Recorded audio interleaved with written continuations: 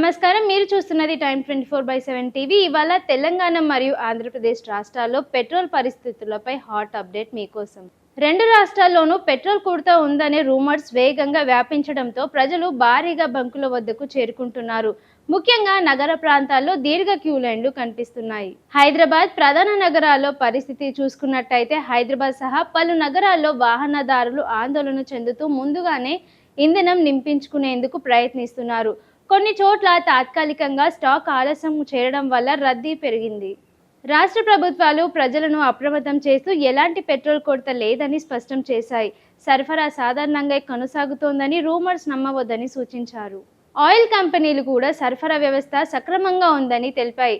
రవాణా మరియు లాజిస్టిక్స్లో చిన్న అంతరాయాల వల్లే మాత్రమే కొంత ఆలస్యం జరిగిందని వివరించారు. అవసరానికి మించి ఇంధనం కొనుగోలు చేయకుండా ఉండాలని అధికారులు సూచిస్తున్నారు. రూమర్స్ను నమ్మకుండా అధికారిక సమాచారం మాత్రమే ఫాలో అవ్వాలని కోరుతున్నారు.